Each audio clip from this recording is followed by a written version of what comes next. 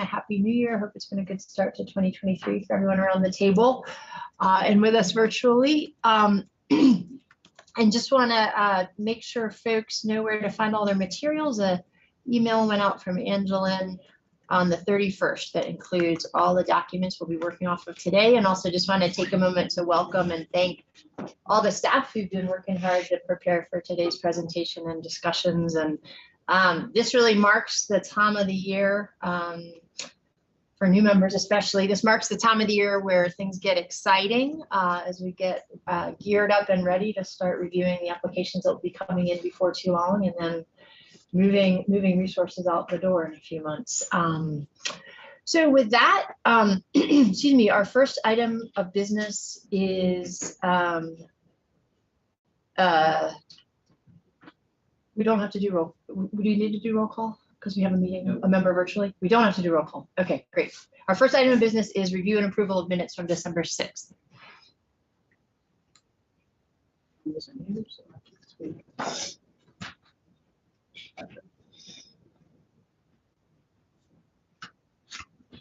I'll make a motion to approve. Second. Great, we have a motion and a second. All those in favor, please say aye. Aye. Aye. All those opposed? Okay, the minutes are approved. And with that, we don't have any old business today, so we move on to our new business.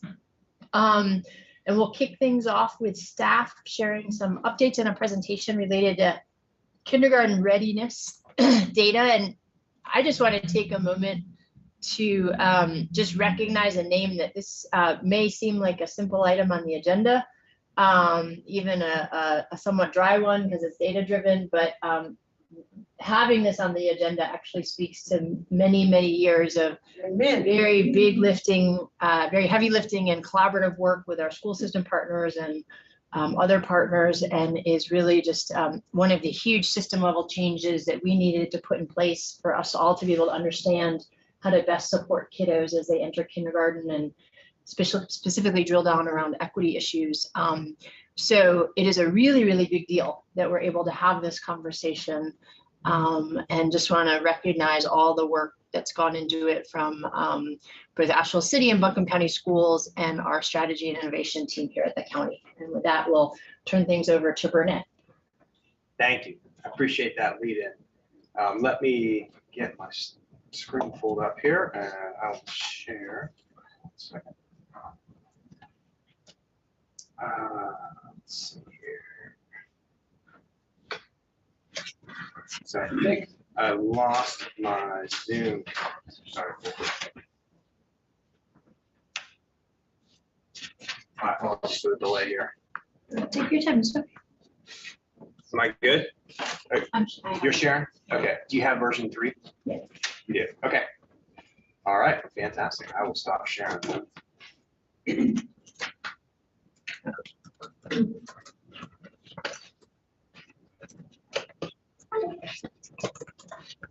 All right. So Jasmine, thank you for Commissioner Beach for our thank you for that lead-in. And I want to thank you guys too for providing me the opportunity to come before the committee. For those of you that don't know me, I am part of the county strategy and innovation team. I've supported the committee in various capacities throughout the past couple of years. I'm here today specifically to share with you all what we've sort of defined as output measures, if you will, around at a very high level the work of this committee, and provide a general overview of the assessments as they relate to the NC-ELI assessment as well as the M-class assessment. But before I go any further, echoing previous comments, I would be remiss if I did not extend a sincere amount of gratitude to Steve Earwood, who is with Buncombe County Schools, and his colleague, Ian Nelson from Asheville City Schools, is online or will be joining shortly. I would not be here today if it was not for the partnership that we've established with the school district. So thank you, sir. Okay, so without further delay, let me jump into what we're going to be sharing. So, sir, if you wouldn't mind, next slide. So for previous committee members, if you guys recall, last year we shared with you all the NC Eli assessment results. For those of you that are new to this and have not seen this previously, so just a quick overview. NC Eli is short for North Carolina Early Learning Inventory. It is an assessment that is administered at the beginning of each school year to entering kindergartners, and it is based on the Teaching Strategies Gold tool. The data that we're going to be presenting to you all is an aggregation of the Asheville City and Buncombe County schools. So the values you're going to see represent the entire school district in itself. We've really tried hard. We have maintained anonymity in the data, so we have no idea who the children are that are in the data set. One very important thing to call out, and that is for this first school year, Steve and Ian implemented a process where children entering or parents registering their children for kindergarten have been asked to identify whether or not their child attended pre-K, with the understanding being that we have aggregate data from both of these assessments, but now we're going to have a subset, we're able to stratify it for the children that attended pre-K. So ultimately, we'll be able to, over time, hopefully answer the question of, we've invested a lot of time and resources into this pre-K initiative. Are we seeing returns on that investment?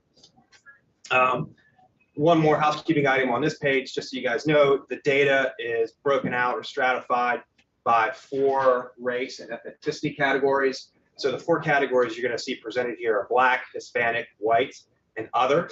The Other category includes Asian, American Indian, Alaska Native, and any individuals that identified as 2 or more races. Slide, please. All right, so digging a little bit deeper into the assessment itself. So this is administered across the state. This is the first time in several years that we've had an apples-to-apples comparison amongst the school districts specifically, but now we have a statewide assessment. And you can see it comprises 6 learning categories, and there are 16 different objectives, if you will, underneath those 6 categories. We're going to be focusing in on the 7. Those are the 7 core objectives that NCDPI identified. So we're gonna be honing in on those 7. Each of those have a baseline or a threshold where the child is meeting or exceeding expectations. If you all remember, when this data was last presented to you, in an effort to make it a little bit more digestible, knowing that there isn't an aggregation of this, we created these categories, right? So we are going to be measuring the percent of children that are exceeding 0 to 1 objectives, 2 to 3, 4 to 5, and 6 to 7, right? So we're looking at it as the total children as a percent of total that fall into each of those buckets. Obviously, the ideal state, we have all kids in that 7, so they're meeting all 7 objectives. Unfortunately, that's not the case. For additional information on the assessment itself, there's a link up there that provides a wealth of information for anybody who has interest in further understanding around it. Any questions before we move on? I have a question about Sure. the decision to consolidate the race groups, because they seem to be very distinct ethnicities, and so sometimes when you're not measuring specifically certain race groups, that you're not really showing improvement or changes within those different segments. So I just wanted to understand the decision around that. Yeah, fair question. And so Could you repeat, because I'm not sure I caught the whole thing, Carol? Just around consolidating the race groups for 2 or more races, Asian, Alaskan Natives together. This 4th other category you're Other talking about, yeah. That's right. yeah, and we'll get to a slide in here that shows the breakout by numbers of children in each assessment. But really, part of that decision was around just presentation of the data, right? In terms of trying to make it easily digestible, easily understood. When you start looking at those, that other category, in particular, when you look at those subcategories within other, the the subcategory of 2 or more races make up 80% of that total bucket.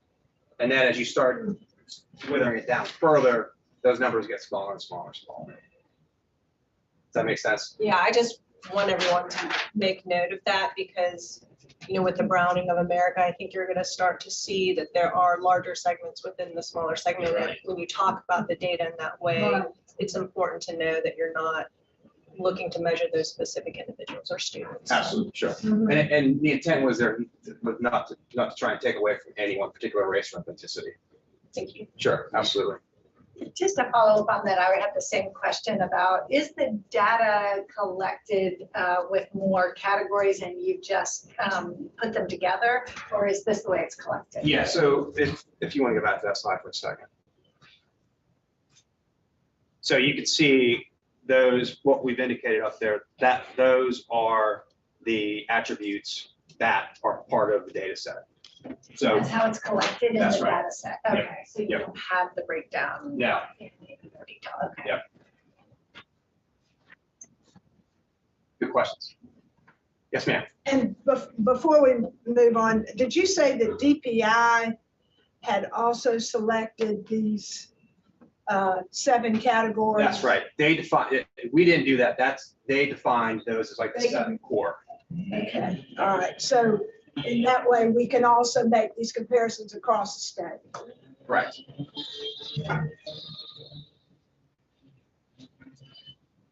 Very good. Okay. Next slide, please. All right. So looking at the data. So if you look at the results, so what you see up here, the top slide represents those 4 categories, right? And you can see the first year that we collected data was 2021. The middle year is 2022, and obviously on the right is 22-23. So you can see the 0 to 1 is represented by that first red category. The 2 to 3 objectives is the yellow, the 4 to 5 is the blue, and the 6 to 7 is the green. So looking at that top chart, looking at the results, the takeaway here is that when you look across those years, you can see there was a dip in that middle year. So 2021, there was a decline.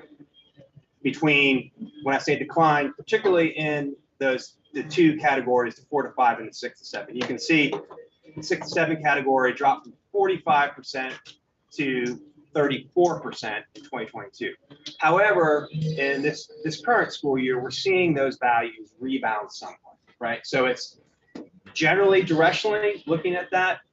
My takeaway is that we're seeing those values rebound somewhat to the pre-COVID levels. Now, one thing to call out on this slide that I want to make sure everybody understands too. Once again, in an effort to make what is pretty dense and relatively difficult and complicated data a little bit more digestible and a little bit easier to understand going forward, we made the conscious decision to create 2 kind of higher roll-up categories, if you will. So what we've done is we said, okay, let's take those 2 categories on the left, the red and yellow, and create one category that is 0 to 3 objectives. And we take those 2 on the right, and we're going to call that 4 to 7.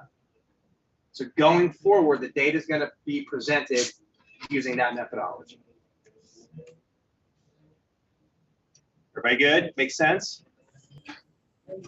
Yes. Can I ask a question?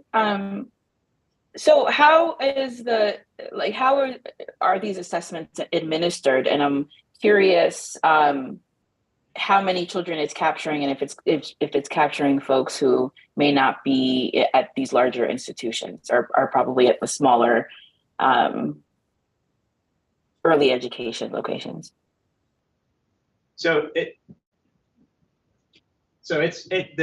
This particular assessment is administered within the first 60 days of the school year. And it's an observational assessment made by the teachers. And they have a series of guidelines to kind of guide them in their assessment criteria. Right. And it's across Asheville City and Buncombe County school districts. Great, thank you. Absolutely. You have some information about the percent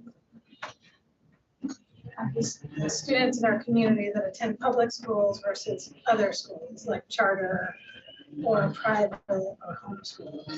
And to provide that information maybe as Can you get much more Yeah, right. elaborate? What? I was just thinking that. Thank you for saying that. Golly. Glad we're all in the same room. Yeah. I need like a megaphone, I think.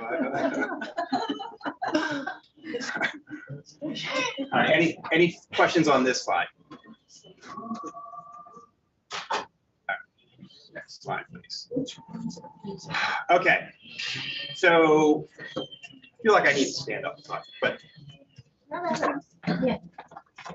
So this is taking that previous slide and stratifying the data based on the child's race or ethnicity. So looking at the same methodology, right? We have our 0 to 3 and our 4 to 7s, right? So we have our yellow and our blue vertical bars. But across the axis here, you can see this segmentation is for Black children, Hispanic children, white children, and then this is the other category. So just take a second to look at this, and you can see this is representative of those 3 school years, and you can see results across those 3 school years for each of these different race categories. I'll pause for a second. Everybody can see is focused on that.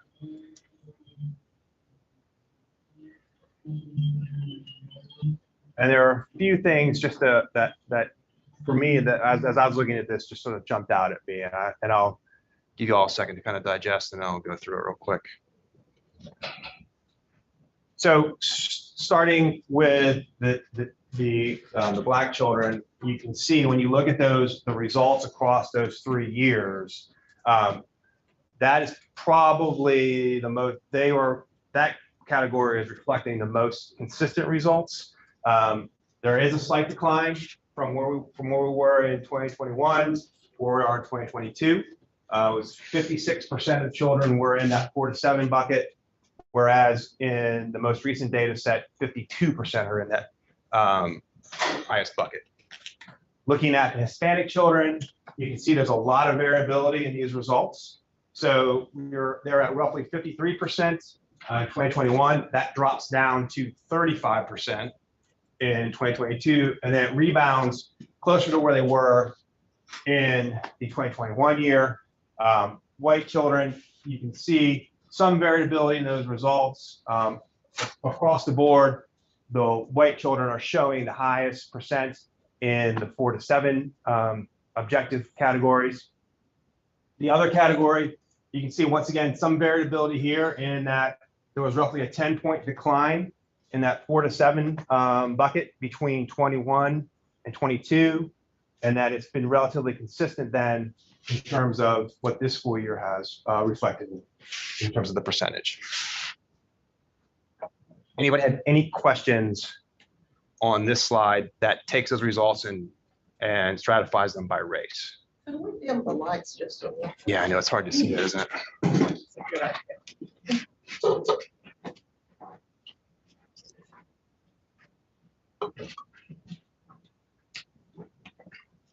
To answer the question I was posed just a second ago, we don't know for kindergartners specifically, but K through 12, roughly 60% of the students in our community are within the Asheville City or Buncombe County school systems. So there could be potentially another 40% of students entering kindergarten. That's a huge. Yeah. And charters, Sorry, that's, Buncombe County Schools is 60%, Asheville City is 11%. 71. 71. 71. Sorry about that. So it's 30. So around 30%. 29. That's why Still that huge. is our data person. And charters are not required to use this tool, or we don't have any data. I don't think so. No, you guys don't get the, yeah. Public charters are not required to. I don't know the answer to that. Is Evergreen's data in your data? Not now. City schools data? No. Not the Buncombe data? No. No, We don't have the city schools person here. do we? no. So But it wouldn't be in theirs either. It's just, it's non, no It would charter. be separate. no charter. Charter schools. No private, no charter. I was just calling one out. Let's see. any questions on this slide? Okay. All right, so this slide here, so as I indicated earlier, this is the first year where we've been able to collect data where parents. I'm sorry, Yes, I'm ma'am. still thinking on the last. Yeah, sure, yeah. Can we request that staff follow up to see whether charter schools are included? That's a good idea. Because if they're not, that kind of creates an advocacy opportunity in order for us to have a better understanding of how our kids are doing. Okay. Yep. Now we can move on. I can turn off that particular. All good. And perhaps who makes the determination? Is that a state? It is, that's right. And because the populations are decreasing in all of the county schools, we assume that those children are going, I mean, that some of that draw is from charter schools. So to have a picture of the. I don't have school. What's that? There's also fewer children. We're seeing it. And. Yeah, no, I know, but Homeschool. But it would be interesting. Some schools are to find out. 13%, you guys, and that's larger than charters. Charters are 8%, private is 9%. So What was it? 8% charter. Are Wait, disabilities what's the- included in the staff? what's the? Excuse me? Disabilities included in the staff? No. Kids are, I got it. So charter, homeschool, private, that Yeah. draws for that 29%. It's not Mhm. homeschools. 13%. Okay, so on this slide, as I indicated previously, this was the first year where both school districts had a means for asking a process in place where parents at time of registration were asked to identify whether or not their child attended pre-K. So based on that data, this represents what that population looks like. So I thought it was interesting when I started looking at this in terms of looking at it as a percent of total children in each one of these race categories, how many kids attended pre-K versus how many did. So when you look at the yeses, right, which is these 4 bars here, you can see it's pretty consistent across Black, white, and children in the other category. At ballpark, 60% of the kids attended pre-K. When you look at the Hispanic children, just the opposite is true. So you had 30% that attended pre-K and 70% that did not attend pre-K. So there's definitely a bit of disparity there in terms of the percent of total children attending pre-K from the Hispanic ethnicity. And then these 3 charts on here are really just to provide you all with a little bit of context in terms of the population of children taking the assessment. So you can see here in this school year, there are roughly 156 Black children in the data, 332 Hispanic, white, and then the other category itself, right? So those percentages are 8, 18, 65, and 8. When you look across those school years, those percentages are pretty consistent, right? We're not seeing any kind of major fluctuations across those 4 race categories in terms of the percent of totals. Any questions on this slide? And it's universal. Every kindergartner gets it. Correct. Okay. Yep. Next slide, please, sir. All right. So this is now looking at that population of children that did and didn't attend pre-K and using those same criteria, right? The 0 to 3 and the 4 to 7 to look at how those 2 different populations do from this assessment perspective. So when you look at it, children that did attend pre-K, 71% are in the 4 to 7 key objective bucket, compared to the children that did not attend pre-K, 57% are in that bucket. So high level takeaway, 10,000 feet. Children that attend pre-K are showing better results for this 1 year than the children that did not attend pre-K. PK works. for this year. We only got one data. We got one data point. Data point. We need a few more years to make that to validate that. That's from other studies. 40 years of data. And No, right. We're gonna make our own case here.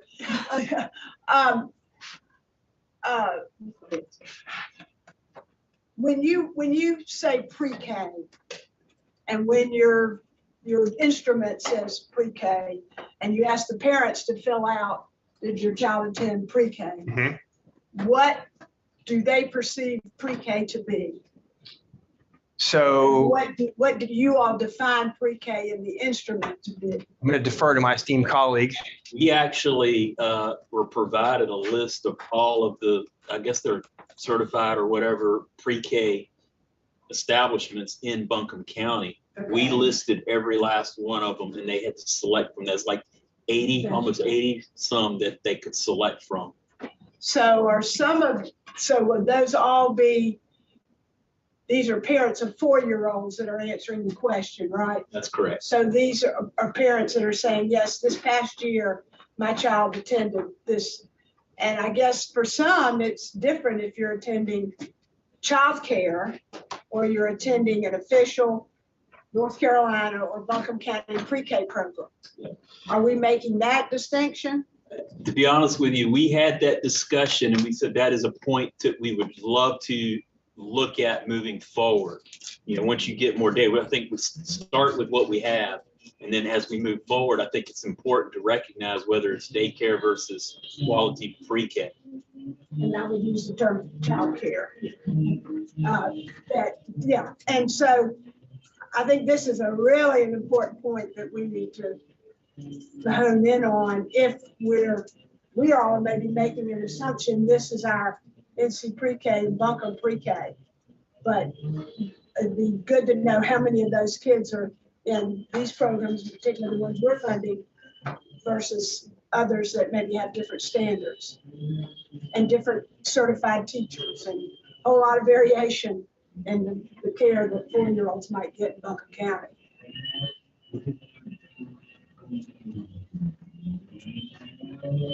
Any other questions on this slide?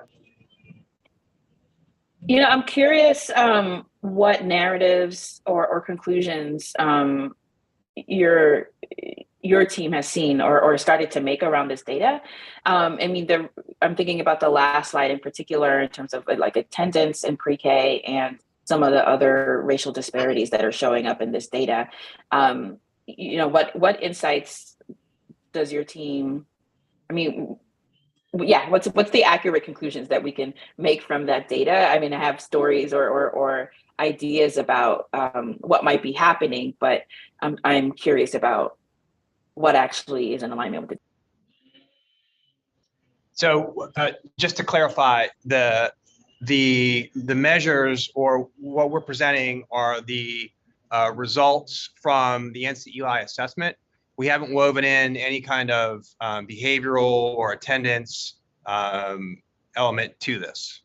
So it's strictly, we're sharing just the assessment data for NC Eli, and we're going to share another one in a minute here around M-Class. So it's limited to that. That's sort of the runway, if you will, with regards to the data that we're sharing. Yes, that makes sense. I'm just curious, just from the data that you're sharing, what are some of the conclusions that we can draw? I know that the data is limited and that you don't have the social and behavioral or attendance data, but I just want to make sure I have a clear sense before I start kind of creating a narrative about these racial disparities, that if there's any insight from your team, since you've been looking at the data, about what might be influencing those disparities that are showing up. So in terms of causal factors, I don't have an answer to you for that question. I can't say specifically that X, Y, and Z is causing the delta between the scores for Hispanic children compared to white children. I don't have that answer for you, unfortunately. When I zoom out and look at the data as staff, and try to be really loud, I have a soft voice, loud outside. We established what we thought was a baseline data year pre-COVID. So we looked at what kindergarten readiness looked like. And then the second year that data was available, there was a huge dip in the performance of kids overall entering kindergarten. That's not unique to kindergarten data. That showed up in third grade reading and different measures throughout both educational spans. And now it has begun to tick back up, but we're not where we were when we thought we were establishing a baseline. So that makes no sense. Disaggregate the information by race. Marcia, without even talking about causation, we can say that there are dramatic and stark differences by race. The educational attainment gap that all across our nation and state and county people are working to address is strongly present at kindergarten entry. And so that tells us what we do about it as a community starts before kindergarten. Mm-hmm.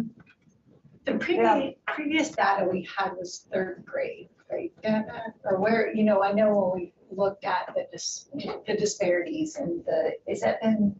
This is the first time we've had a unified tool in Buncombe County and the city of Asheville to look at kindergarten entry assessments. Right. It's not the first time with NC Eli that we all were doing entry assessments, but there's a different tool used in both systems, and reading a composite, the data wasn't as reliable. So this really is new information for us. So yeah, it's the best things we've been able to get Right. into how local kindergarten kiddos are doing and where, and we might need to go back further to understand where the disparities are starting. Great, thanks for that context, everyone. That was helpful. I have a question about the social emotional, why you chose not to use that, because it seems everything else hinges on that. And there's a lot of discrepancy in suspension rates for kids, even when they're in first grade, kindergarten. We're coming out of COVID. Yeah. Right. So we followed the guidance and recommendations of NCDPI and honed in on those 7 core objectives as they defined them. Is there any way to advocate for data to be correlated differently? Well, and can I say, I think curriculum is fairly regulated as far as academic. So across the board can say things like that, but social and emotional curriculum is not implemented in the same way across all schools. So some people do second step, some people do. So it may be, I wonder if that has something to do with it too, Lydia, I'm not sure. No, thank you for that. Yeah. Answer your question? Yes. Okay. Anybody else? Before you go on the next slide? Well, I have one clarifying question. I think you asked if the testing was universal, and you said yes, it was. Does that mean that kids in charter and private schools also take the same testing or no? I just meant universal within the ACS, BCS kindergarten classrooms. Say that I again. think it is there, and we're digging into. I'm checking to see if it's done at charters. I've If asked it's that. for charters, we're gonna try and find it. We haven't found it yet. I was wondering if private schools also have to do it. They don't do your stuff. Thank you. There isn't an overall governing body for private schools, is there? The Department of Non-Public Education is about as close as you get. I just wonder if it's worth a conversation to try and get everybody on the same page for the same assessment. That would really. It's ecumenical based or. I was gonna say for privates, it's going to be an economic issue because they would have to pay for it. Okay. At the very least, charters should be. Those are public dollars. Sarah, next slide, please. Okay, so same methodology, right? We're now going to start stratifying the results by race. So once again, this is taking the population of children that did not and did attend pre-K and breaking it out by the 4 race categories. So just take a second. I'll give you guys just a couple minutes, just kind of like process this, take a look at these slides, and then I'll provide a little color commentary and we can maybe have a conversation.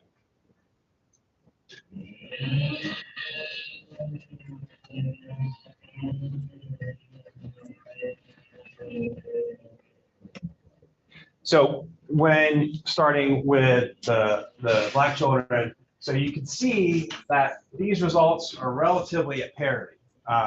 So whether or not the child attended pre-K or not, you can see the results are pretty similar. There's a couple percentage points between those two, but for the most part, the results are at parity.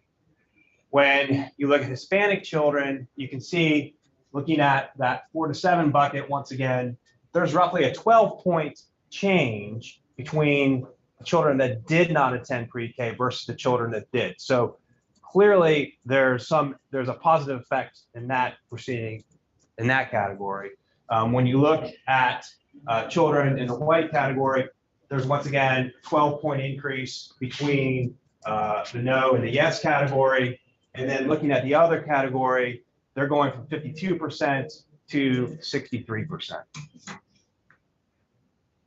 At 10,000 directionally, one of the things that really jumps out at me when I look at these bar charts, you can see that when you look at children, white children, they're by far leaps and bounds ahead of the other 3 race categories. Any questions? Yes, why? Why? And that's the whole reason we're here. Yeah. Isn't this why we came together however many years ago, was to address this problem, and we're still just frustrated. It is. And it's not even my children. Like, I cannot imagine what being a parent of a child of color. I mean, and I can't, but this is just really frustrating. It is. I think what's also really interesting for me is we've been putting a lot of effort and attention into pre-K, which, I think makes a lot of sense and is very, very, very valuable for our community.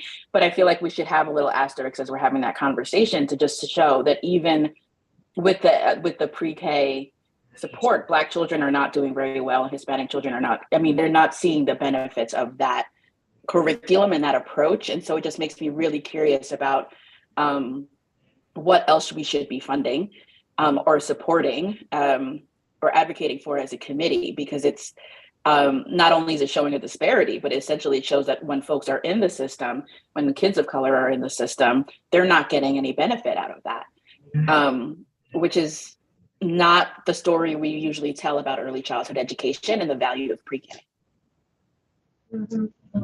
The one thing I just want to interject, this is 1 year, so it's one data point, but your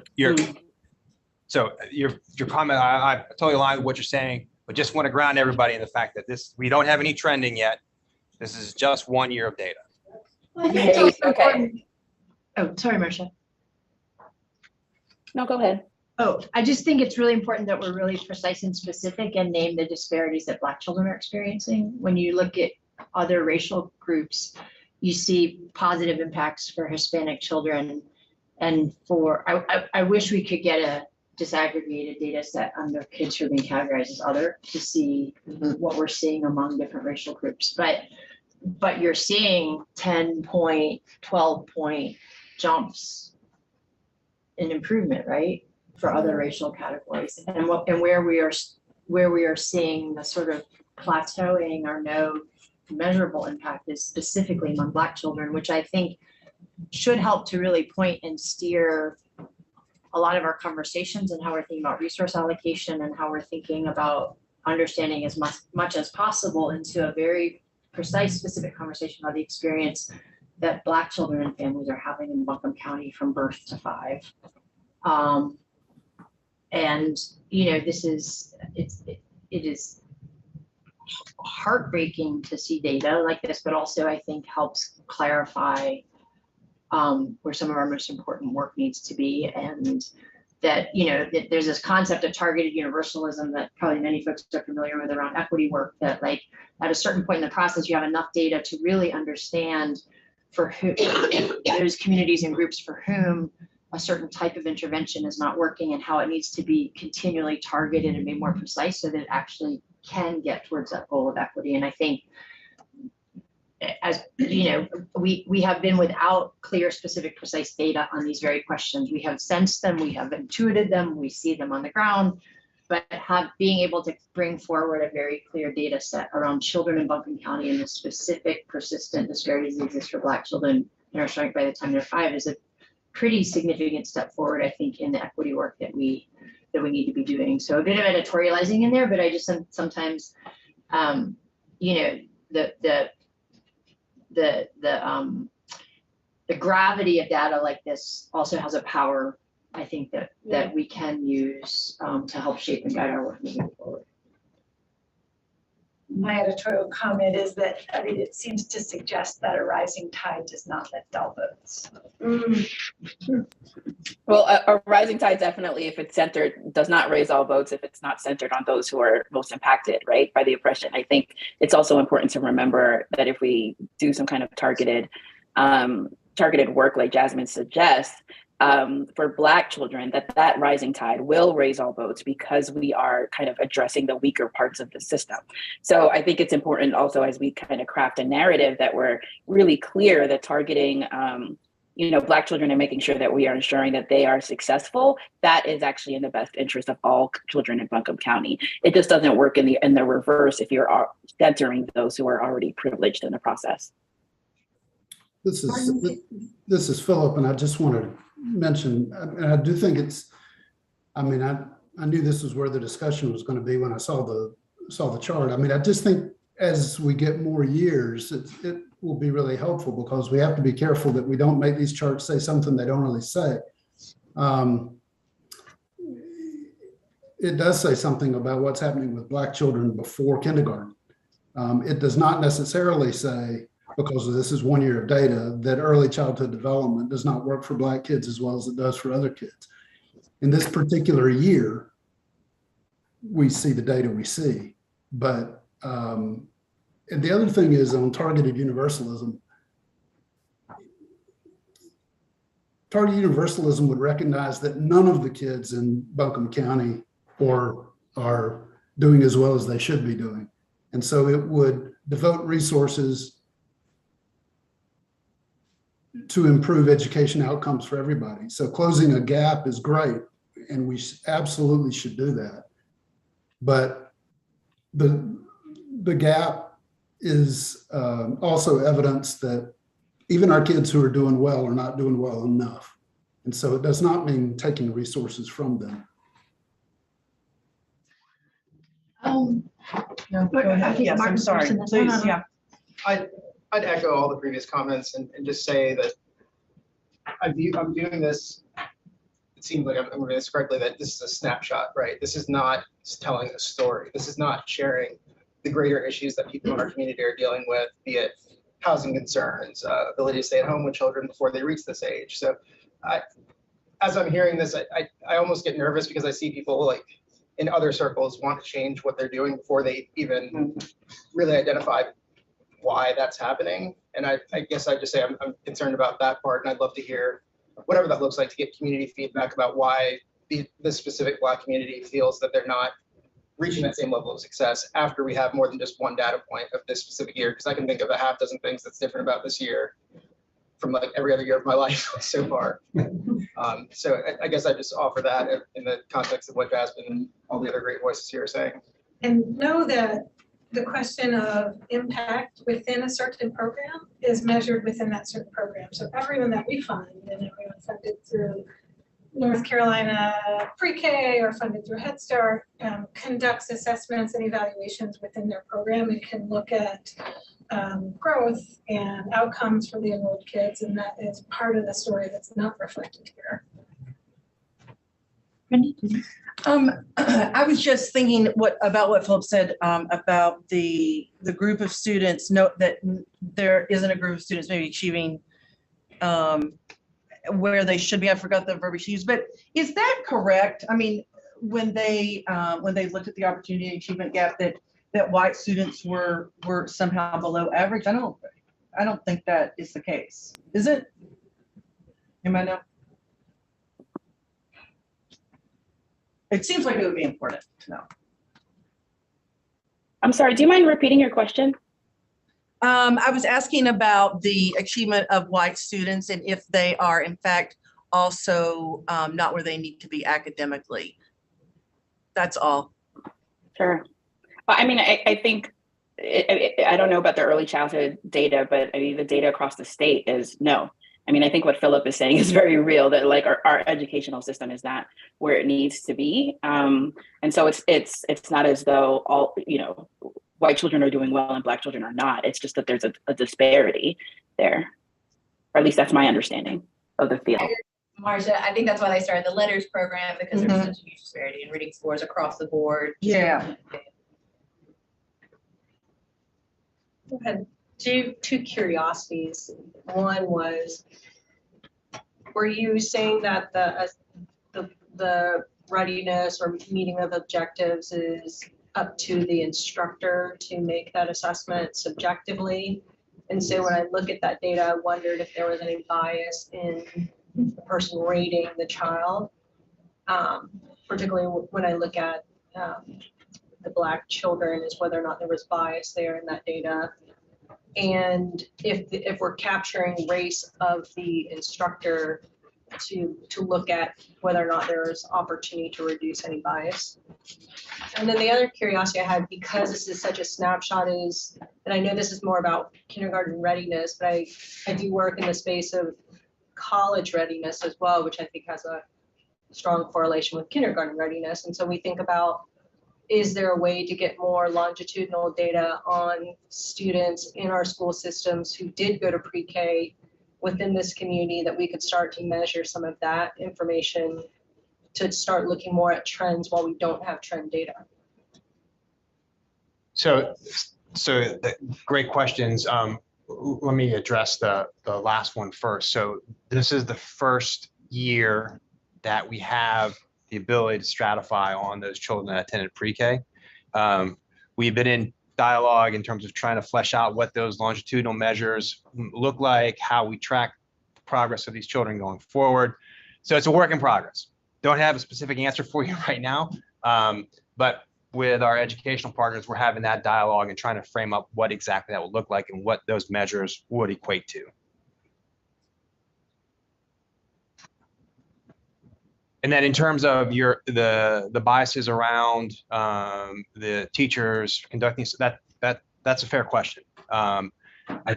So based on, with the understanding that there potentially is, it's an objective assessment, right? In theories, people are, the teachers are making a judgment to some extent. And Steve, I don't know enough about the assessment itself, but I'm sure there's guidelines in place that says, check the box, the children displays these characteristics, but it's still a judgment call on the teacher's part. Now, what we are going to share is a second assessment coming up after this. It's the M-class assessment.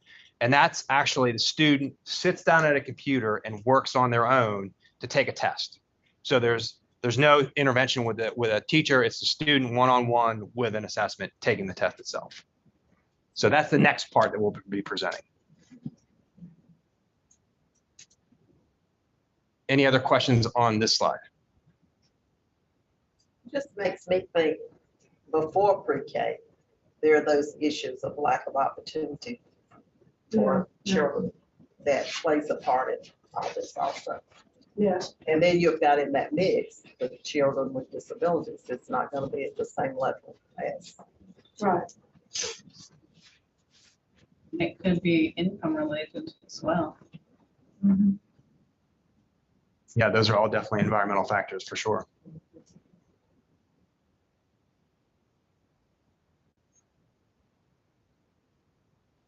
All right, so we're moving on. M-class. All right, so this is, question? No. Okay, so the M-class assessment, once again, it's an NCDPI assessment. This is based on the science of reading. And this assessment is administered 3 times throughout the course of the year. So the beginning of the year window is between 6 and 21 days of the school year.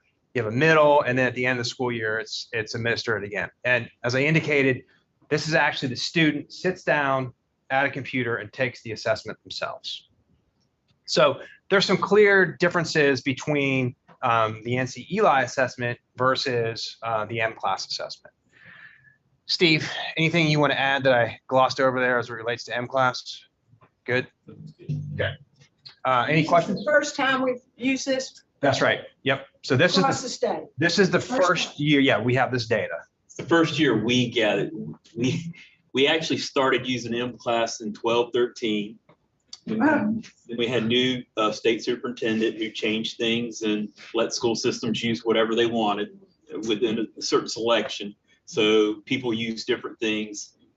Then with the new state superintendent, we're all back to everybody doing M-Class. Good. Okay. So we've been using M-Class since 12-13, but just not everybody consistently. And Buncombe County did not use M-Class Or when we were given the option. when given the option. Good. Next slide. But I would also argue M-Class has changed since the last time we used it. It took because it used to have a subjective piece to it as well. That's now been removed. So I'm a lot more comfortable with M-Class data. Do you know about how long a child has to sit in front of the computer to complete it when? 30 to 45 minutes. Pretty long time for a 5-year-old. Sure is. Gosh, 5-minute attention span. Okay, so real quick, just kind of getting you guys oriented with the results. So we have data from last year, right? So as I indicated previously, you can see that the test is administered in those three periods of the year. We have the beginning of year data for this school year. So a couple things I want to call out, just general high level directional takeaways. So when you look at this, when you look at the results at the beginning of the year, and you can see it's a similar kind of categorization in that we have these 4 buckets, right? And this is looking at the composite score. So there are different elements to this test, but they're all rolled up into this composite score, which is an overarching score for those different categories. So when you look at it, you have a well below benchmark, you have a below benchmark, you have at benchmark, and you have above benchmark. And it's the same approach, right? We're looking at the percent of children in each of those categories for each of these periods. So what you can see happening is that in the beginning of the year, you can see you got roughly 76% of the kids in those first 2 categories. However, over the period of the year, through the period of the assessment, you can see there's a transition or a migration of the children from those lower 2 buckets or categories into the upper 2 categories. So when you look at the values, they've almost totally flip-flopped, right, between the 2. And once again, in an effort to kind of make this data a little bit more digestible, we kind of rolled it up into these two higher level categories. So the orange category represents those first 2, the well below and the below benchmark buckets. And then the blue represents the at benchmark and above benchmark. So it's the same approach that we used for the NC ELI data. So once again, you can look at it. So when you look at the beginning of year, you can see 77% of the kids were in this below and well below, versus at the end of the year, 72% were in the above, at or above. So it almost kind of flip-flops. But then when you look at the beginning of year results for this year, it's almost identical in terms of the results where the children were last year compared to this year. Any questions with that slide? Okay. Next slide, please. All right. So once again, same approach, right? Following that same methodology of stratifying the data based on the child's race. So and this is comparing the beginning of the school year to the end of the school year last year, to look at that delta, if you will, that transition or migration from these categories over the course of the school year. So once again, the intent here is to illustrate the change from beginning to end of school year and the percent of children in each of those 2 buckets, right? So starting with the Black children, you can see at the beginning of the school year last year, 88% were in that below benchmark, and then at the end of the year, it was 50-50, so parity. So roughly a 38-point change between the blue category. When you look at Hispanic, you can see there was 10% of the kids were in the at or above versus 56 in the end of the school year. So a 46-point delta there. Looking at white children, 27 to 79, that is a 52-point change. And then looking at the other children, they went from 27 to 64. So that's a 37-point change. Once again, this continues to further illustrate the discrepancy across the races, with white children showing that biggest delta between the beginning and end of school year with regards to the percent of kids in that at or above benchmark bucket. Any questions? Okay. Were the numbers of kids participating similar to the number of kids in the Eli? Yes. Yep. Yep. Because both these assessments, Steve, correct me wrong, are entered to the same children. Same. Yeah. Yep. I'm curious again about that narrative, because I mean, I know that these are just snapshots and these are limited, right? So I know that the conclusions we can make are very limited, but I'm curious because I think again, looking at the data for actually all the children in all racial groups using MClass, it looks like, the work that happens throughout the years is pretty effective, right? In order to increase the amount of folks who are at above benchmark. And yet that seems to contradict the snapshot that comes up, that came up from the previous assessment. So I'm curious if you have any insight about the different ways that we can just start to make conclusions about the different assessments, or what might be shifting in these different assessments to lead to that kind of different outcome. So I think the assessments are really, Steve, keep me honest here, but they're sort of an apples to orange comparison when you try and compare these two. Like they're very different. One, in how they're administered, and two, what they're really trying to indicate. Yes, to me, NC Eli is really a measure of how ready you are socially. It has a bigger social component to being ready for school. Can you follow directions, do things that you would typically expect in school? Whereas MClass is purely, I think, an academic assessment to see where they are on track academically to be successful. If I'm understanding right, the Eli is just administered once. That's right. When kids come in. Beginning of school It just year. looks at where they are at the beginning of the year. And the MClass compares where they are at the beginning of the year to where they are at the end of the year. It's administered 3 times: beginning, middle, and end of year. Yep. Looking more at progress over. That's right. You got it. Or in kindergarten. Correct. Yep.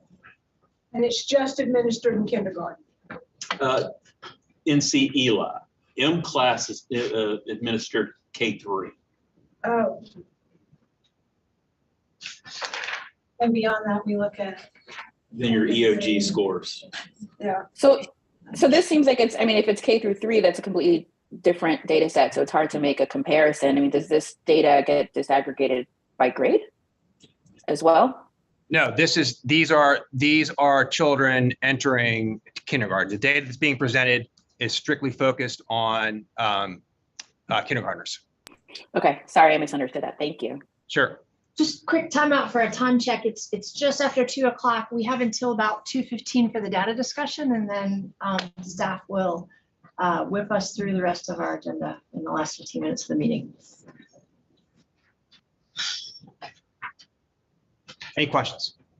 We got a couple more slides, so just hang in here. We'll try and get through these last remaining slides quickly. All right. So once again, same approach, same methodology, right? We're looking at the population of children that attended pre-K versus did not attend pre-K. Spoiler alert here, the children that attended pre-K are showing higher results compared to the ones that did not. Similar takeaway to the NC Eli results. Once again, it's only one data point. Caution everybody, it's one data point. Next slide, please. All right, so similar approach, right? In terms of now we're looking at by race, the difference in remember this is the beginning of the school year, this school year, looking at the difference in the results for the beginning of year assessment based on race and by the children that did versus did not attend pre-K. So just take a second, you can look at this, let you process, and we'll just quickly talk through some directional takeaways.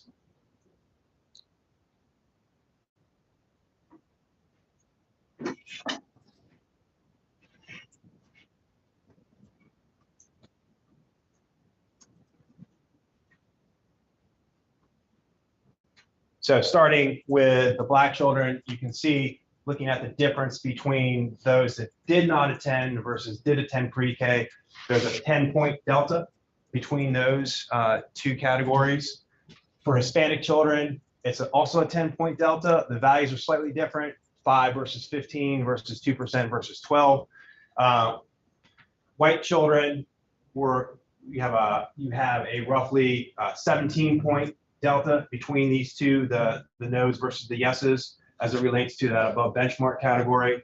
And then for the other children, it's 21% versus 28%, so a 7-point delta there. So can we pull this data for end of year for 2021? That was, so but it wouldn't include the pre-K. That's right. Oh, shoot. Okay, so this year we're in will be our first glimpse at end year data. You got it, exactly. Yep. Yeah, so my question was, this is at the beginning when they're coming into kindergarten. That's right. So this was kind of like the other, like the Eli, and they're taking at the same time, even though they measure different things. A much smaller window. This only goes up to about day 21. NC Eli goes out to day 60, which is kind of like November. So you're measuring it over a longer period of time. Mm-hmm. So what do we make of, so this slide, this snapshot data shows that across all racial categories, there's at least a 10-point or 8 to 10-point delta for kids who had access to pre-K. So just looking at measuring academic skills, you're showing that that improvement consistently across all racial groups. When we look at the other tool that's measuring more social, emotional, and other skill sets, we see that change we don't see that change within Black children. We see that among other racial groups. So I can't think on my feet quickly enough to do that, but as we sort of are starting to think about how we use this data and understand it, that seems significant. Yeah, I mean, when I look at it, it's like the pre-K supported the children in the Black segment by 6 times. Mm-hmm.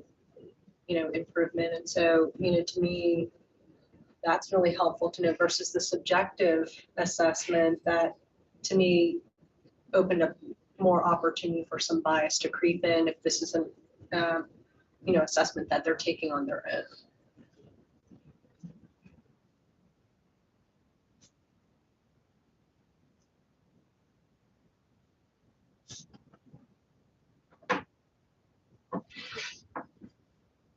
Any other questions or comments on this slide?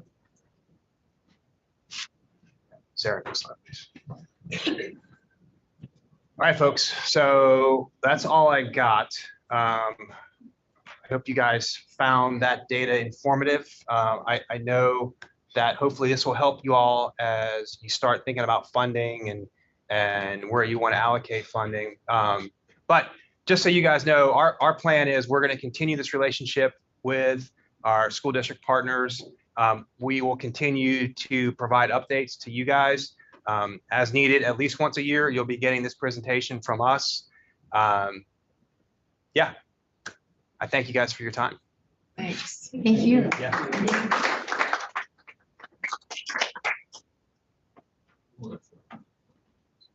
Charters can opt into NC Eli. You want to?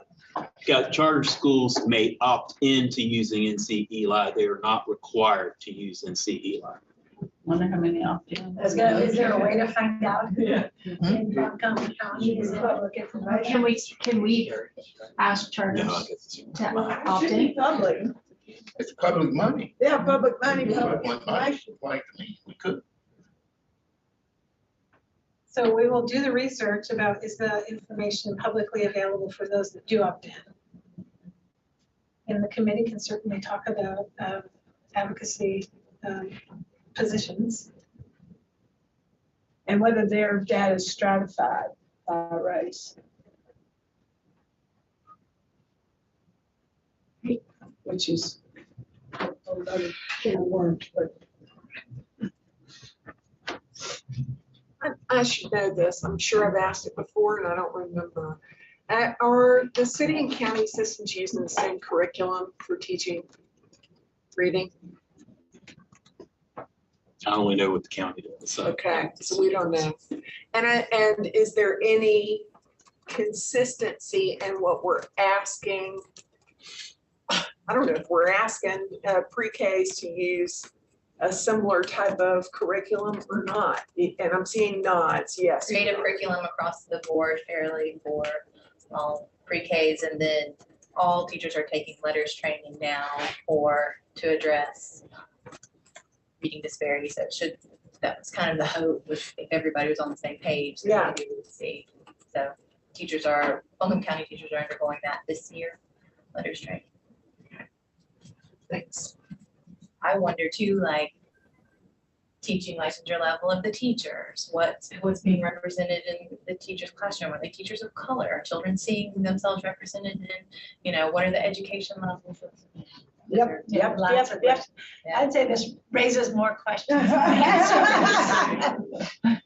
right, and we need the trend data for sure, but.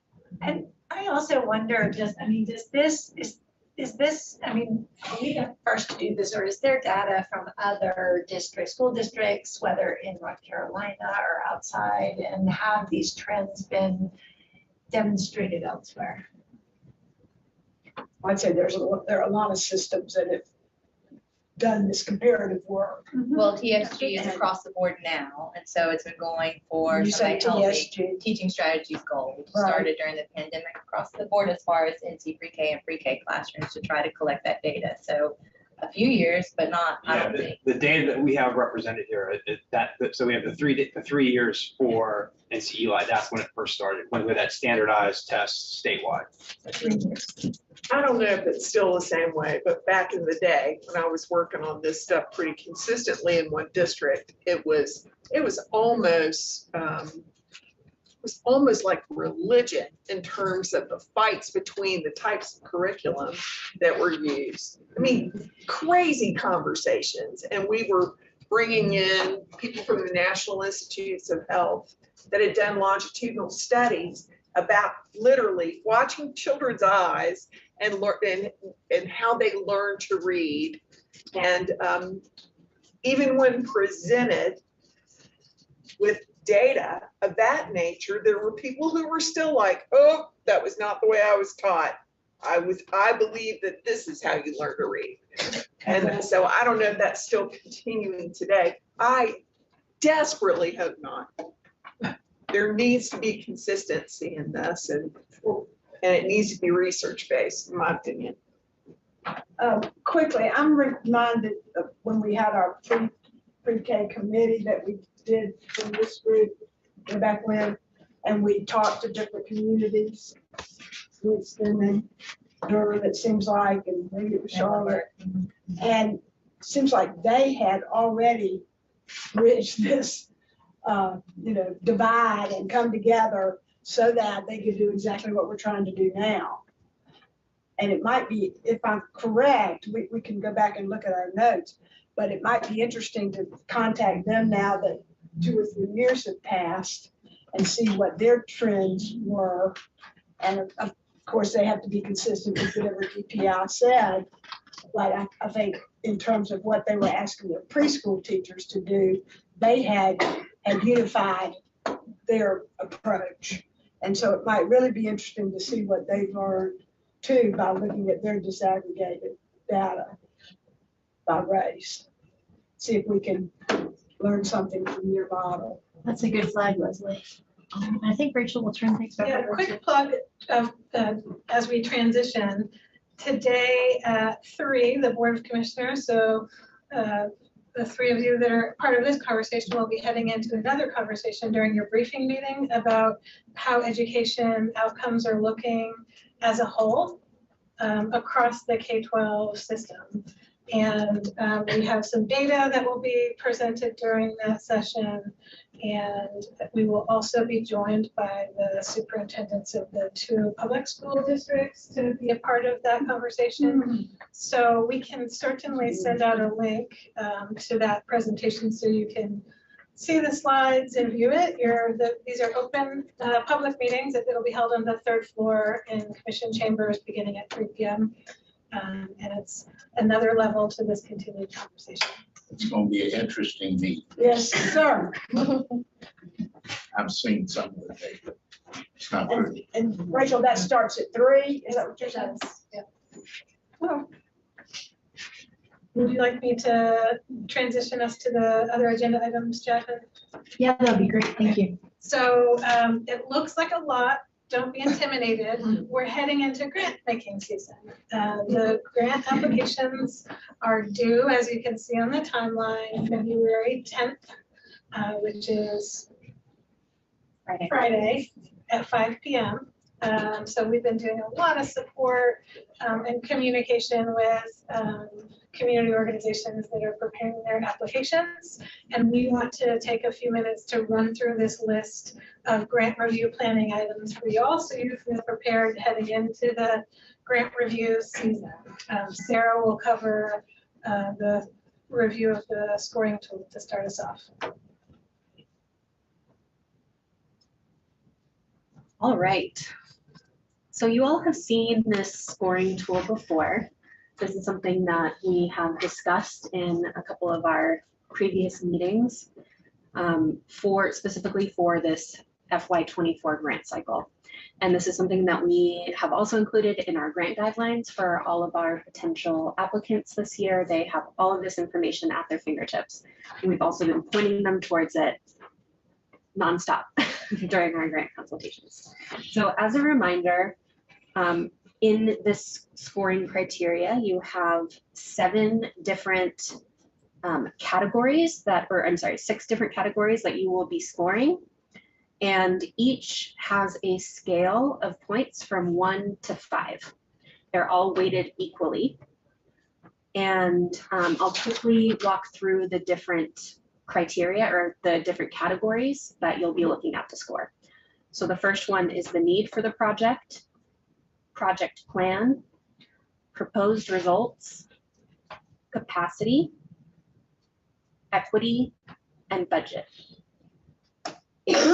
And then again, as a reminder, looking at the scale of points that can be scored. 1 point would be an incomplete answer. 2 would be insufficient. 3 points is adequate. 4 points represents good. And 5 points is excellent. So this is something that you all will be very familiar with by the end of the evaluation period. But definitely want everyone to be able to take a look at it before you start scoring, and definitely lean on this as you're looking at the different evaluations. Any questions on the scoring criteria?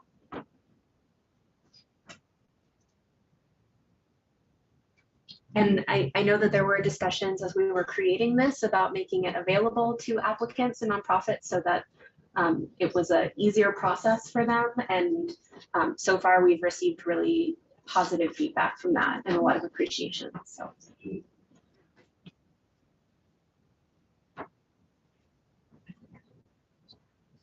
Getting more sophisticated every year. First year was harrowing. We'll never recover, will we? Yeah. Terrible. We'll take that to our grave. Fingers and tabs. We've come a long way. We're work in progress. Rachel's almost forgiven me for that. Yeah. First year was unreal. It really was. It's getting better and better. Software instructions. Can you Come closer to the table because of the microphone. So for the software instruction, it's the same as it was last year and the previous years. When you first log in, you'll be to your dashboard. You'll have a list of the applications that need to be scored. To the right will be the red exclamation point. You click on that. You'll go through and it'll pull up the application and the score side by side so you can score it as you go along reading it. It will save your progress. So if you don't come out of it, you go back, it'll save your progress right where you are. This year, last year we added the question to you if you recommended it for funding, and that became part of the composite score. So this year when you're going through, you'll see a new question on there that just says, do you recommend this project for multi-year funding if applicable? That way, we're hoping that will help with the process if you do decide to do multi-year, so you'll kind of know who is recommending and who's not recommending for this multi-year. If you start to get into the software or anything, you can't remember your password or something's not right, reach out to me. I can reset it or anything. But other than that, it's pretty much the same as last year. It will be that same 5-point scale scoring criteria that you're going through. Have all of that data and start the funding scenarios for you. I encourage everyone to reach out to Angela, and she's accessible and responsive. If you need your password reset, need just like a reminder, coaching session on walk me through this on screen share, whatever you need, we're here. I've had to call every year. I didn't have Tracy. I would too. Matt's gonna briefly cover the methodology, and then I'll cover some of that multi-year piece. Right. So, and you may want to make that a little bit bigger, Rachel, again. So segue into the methodology. After every committee member has scored each project application independently within the software, you'll have an opportunity to submit questions for grantees. Things to remember about that. One is they have to be submitted by the 13th of March at 8 a.m. And then after that, the final scores will be due on April the 3rd at 8 a.m. so that we can then dump that data into the spreadsheet and begin the scenario process. In the online grants portal, in addition to the multi-year funding recommendation question, there is a question that you're familiar with is, do you recommend this project for funding? It is vitally important that if you recommend this project for funding in any level at all, that you check that box, because that is included in the scoring for the scenarios that we will produce for you. So what is the scoring methodology? It's the same as what we discussed last year, but for the virtue of people who are either new or just for a refresher for folks, it is a combination of the overall score, the number of points that are given on a project, and also the percentage of the scores who recommend it for funding, which is why that box is important. And based on those scores, we'll create multiple scenarios for folks to look at. There'll be initial allocations. It's the same process as last year. Last year, what we did was for a composite score at 90 to 100%, you allocated 100% of the request. And then 80 to 89 was 80%, 75 to 79 was 60%, and then below 75, no funds were allocated. After creating those funding scenarios, that's when the conversations begin, the discussions begin, debates around making adjustments to those scenarios. And one note is that, including a project that's not included in the initial scenario may happen, but then dividing any remaining funds that are left just by those that are recommended at less than 100%. And just a quick notes, as a reminder, the total amount of funds that we have available for this are going to be $3,719,756. That excludes dollars that are currently allocated for multi-year awards, of which there are 2. Buncombe County Partnership for Children's Child Care Resources Project at $153,000, and then Collaborativa La Milpa at $24,000. But FY24 is the final year for both of those projects. Any questions on the scoring methodology? That's very quick in the interest of time.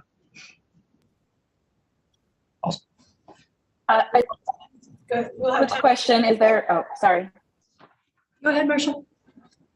I couldn't find if there's a max for the funding, and in terms of, and this might not be the right time for this question, but in terms of eligibility for this, I know that everything from businesses to nonprofits are eligible, but I'm thinking back to the presentation we got from Buncombe Partnership a few meetings ago, and I'm curious if there's like any outreach made to like the home-based childcares as possible grantees. So the grant guidelines, like you mentioned, do specify eligibility is open. There's not a maximum amount that can be requested. And we do try to do outreach through our formal and informal networks to try to be as inclusive as possible. And each year tend to hear from a few partners that are new to the process. We are going to have time to come back and visit the methodology. We wanted to talk today about scoring because next week at some point, maybe not Monday, maybe a little bit later into the week, once we get all of the applications compiled, we will be putting them in your bins and making them available for you to begin reviewing before we get here for our next meeting. If you would put the screen back on the agenda just real quick. The last bullet before the timeline starts mentions all ECE grants for every year and unspent funding per year. This was in your packet, so in the email or online. There was a request from the committee for a list of everything we funded since we started. So in the 4 years of funding that we have, fiscal year 20, 21, 22, and 23, we've made over 14 million in grants, 81 different grants to 20 different organizations, and they're all listed for you in that sheet, so you can get that span over time. Matt covered the multi-year funding. The last piece there is unspent funding per year. That was a question that came up as well for us to take a look at. And there's a item in your packet which lays this out. So essentially, we allocate 100% of our available funds in grants. The next thing is that the county staff works with the community-based organizations to set up funding agreements. A scope of work, an approved budget, maybe they need to tweak their budget because of a partial award, performance targets, all of that. And then throughout the course of the year, sometimes things go differently than planned. The main reason, the main driver last year and the main driver this year is staffing. It's difficult to keep centers and classrooms and programs staffed at goal levels. So not all funding ends up being drawn down each year. FY 20, 21, and 22 are each shown as, looks like around 4% or less of the total portfolio in any given year is not drawn down. The way that we manage that as staff is look at the reports. We're about halfway through now. So in January, we got the July through December reports.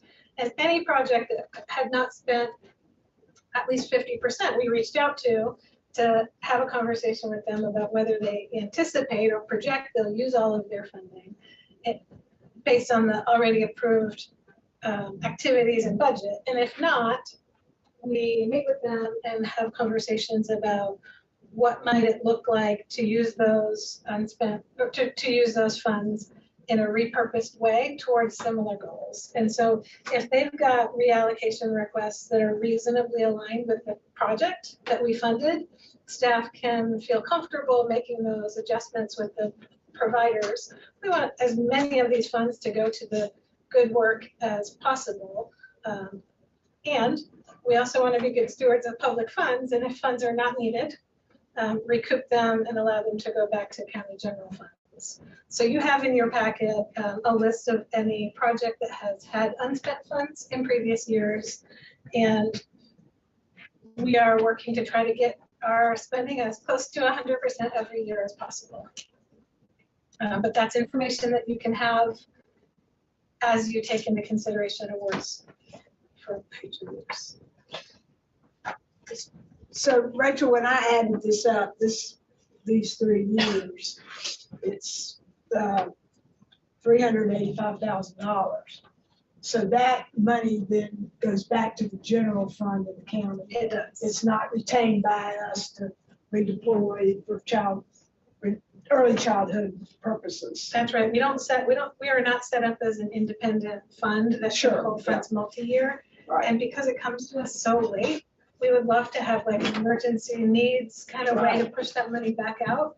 But logistically and structurally, we're not set up for that right now because we're already running a grant program during the spring for the coming year. So that's current structure. And that's a conversation at the commission level that we could be having moving forward about whether it makes sense as this fund mature, or as this, all of the system matures, if it makes sense to transition this into being a fund that would have that designation. And that's, you know, that's a significant amount. We could fund something, 2 or 3 things, you know, very nicely with 385,000. And having this data is a really helpful starting point for that conversation, Sure I is. think. Yes, very. Point towards what that would look like. I didn't realize it was that. So that's it for the updates, except for a reminder of this timeline. We have a meeting in March, 2 deadlines in March for submitting questions, and then the applicants to send their responses back. And then a deadline in April for the committee to submit its final scores. That's April 3rd. Then we take the month of April and try to get from scores to funding recommendations. And we have 3 meetings, 2 that we are confident that we'll need, and a 3rd that we can use if needed. So that's a busy month for the grant process. By the last business day of the month, we will pass the recommendations on behalf of this committee to the county budget office to be included in the fiscal year budget process with the board. I have a question real quick that's unrelated but related. Is there anybody besides me that has done this before that uses an Excel spreadsheet when they're working on it to keep track where they are? I'm the only one that uses an Excel spreadsheet. No, I have. Have you? Angela, I think I ask you every year if I can have it that way, if it's not Yeah, so hard to do. once all of the applications we've reviewed them and are ready to pass to you guys, I can dump a list. It'll just have, you know, like the organization, the project name and all, and that'll be included when I send an email to let you know that the application. That'd be great. I mean, I used to keep notes and all that kind of stuff. I was getting embarrassed Kind of old school. Me too, Susan. You're talking about old school. Yeah. Me too. I'm there with you. Any notes you put in the software, I can't remember if this was something that we reminded you, become part of the public record. So you might have some temporary notes for your own purpose that you keep somewhere other than the software. But it's really. That's what I use it for. Grantees contact us and ask for feedback. What your comments you've added are really helpful. If we can sign up for the Excel spreadsheet. Yeah, thanks. No, Stacy would appreciate it. Rather than paper and pencil, right? Yeah. We're through with our pieces and I know we're over time. Okay, great. Thank you all for a great meeting today. Just a reminder that our next meeting will be March 7th, 1 o'clock here. Look forward to that. Be in touch if there's anything you want to share between now and then or need any support around. And we are adjourned.